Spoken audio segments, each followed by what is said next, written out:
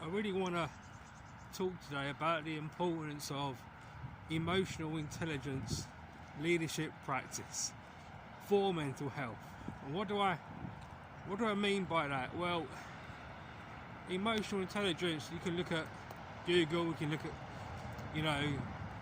hundreds of different definitions. For me, emotional intelligence on the mental health side is really about just kind of understanding our own behaviours, what's happening here, how we think, how we react, and because we've all got leadership potential, I believe.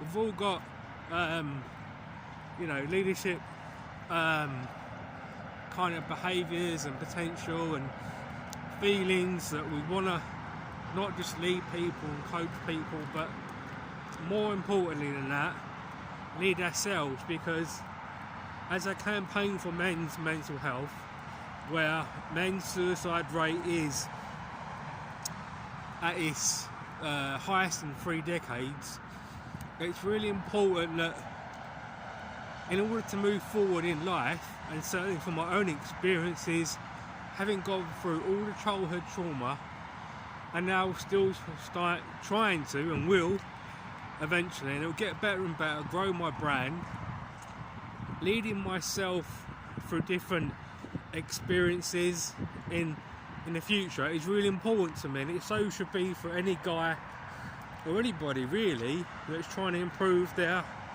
understanding about how they feel about things, how they do things, how they want to improve. Because I really believe that, when we try new things in life, sometimes we get nervous.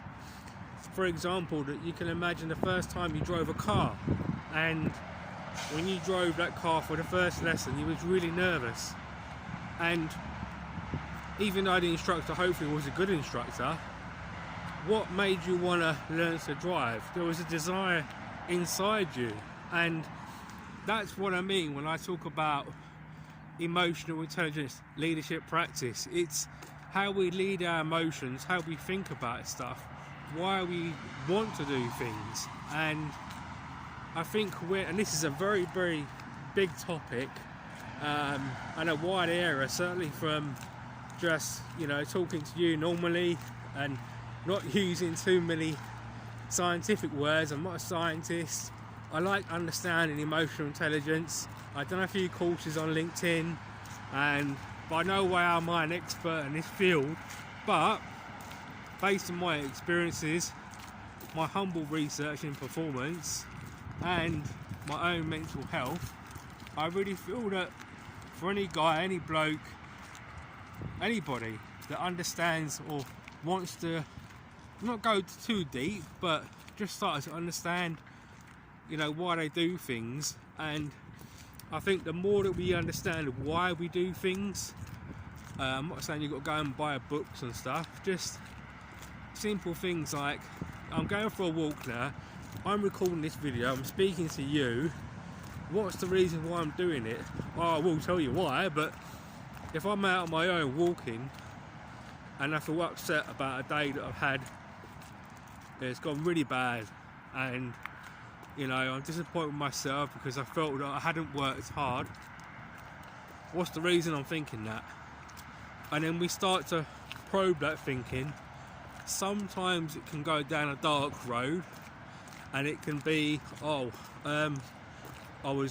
really fed up, I'm hard on myself, I'm cheesed off because that person let me down. So let's use the blame game as an example. So we're thinking about why we've had a bad day, and we blame somebody else, regardless whether that person, and they probably did just trigger something off in our brains.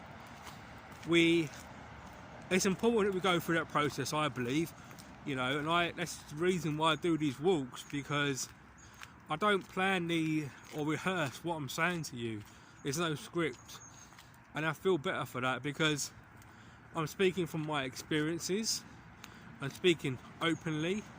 It doesn't bother me that joggers walk past. They can listen to what I'm recording, and I feel good about that because I know that I'm helping people which I've stated before. You know, I'm sharing my experiences on this series because my desire is to raise the importance of really knowing and really trying, at least in a humble manner, to understand our mental health, men's health especially. I'm campaigning to lower men's suicide rate. If I can save one life, you know, then I'm more than thrilled and happy. But I will continue this series for the rest of my days, which is going to be, as stated before, for many years hopefully.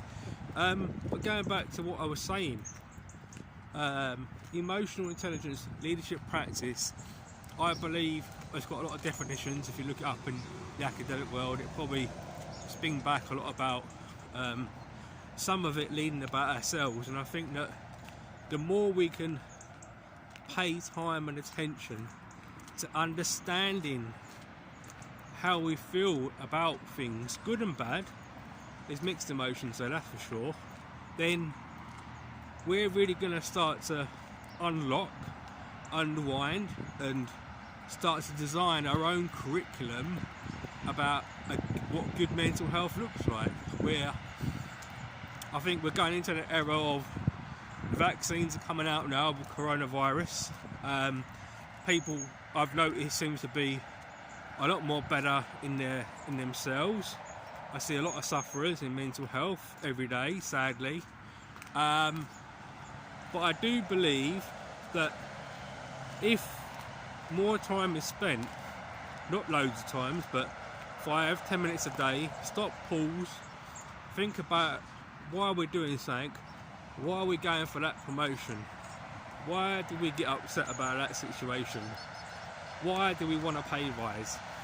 You know, might seem an obvious one, but you know, money, they say, even though I'm a Christian, I don't believe in this at all really, money is the root of all evil. But I think it's more about greed, and that, you know, that's a really different subject. But I want to talk about the concept of when we worry about money and we look at our mental health, because we know that men,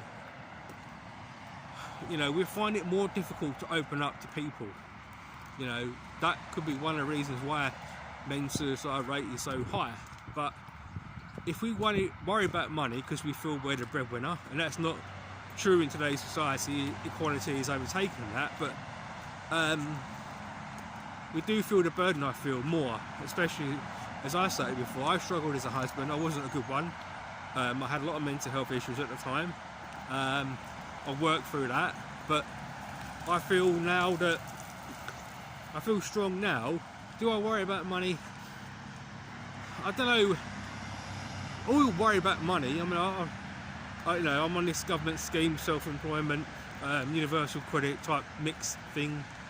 Still trying to grow my brand, and I really feel that, you know, money is not a worry of mine. Caring about people, developing people, sharing ideas, sharing opinions, is really where I want to be. Making these videos is important to me because I feel like I can help people.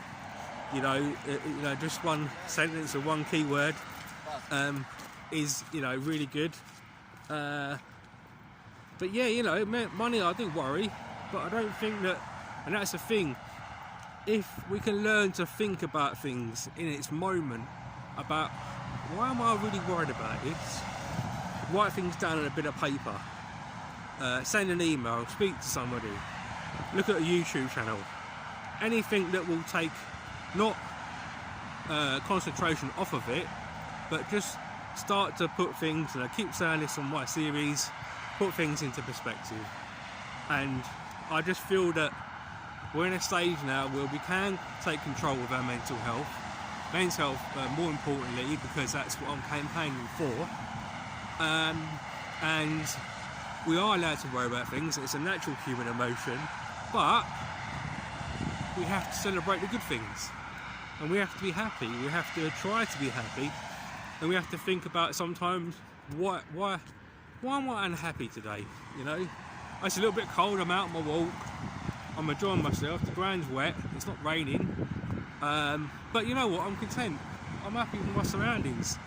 You know, I'm posting this today, so if we can learn to think like that, potentially I think we've got a winning scorecard. And it's not about winning, I know, but I think sometimes in our head, maybe it's, you know, it's all people, but if we think that we've won in our health and we're happy with what we've done on that day, I think that's a good start to good mental health.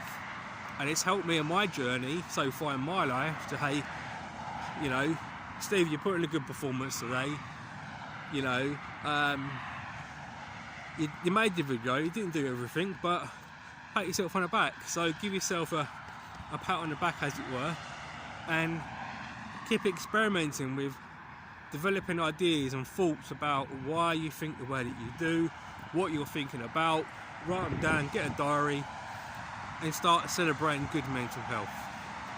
I'll end it there, and I'll see you on the next episode of Walking in Health, Stress and Success.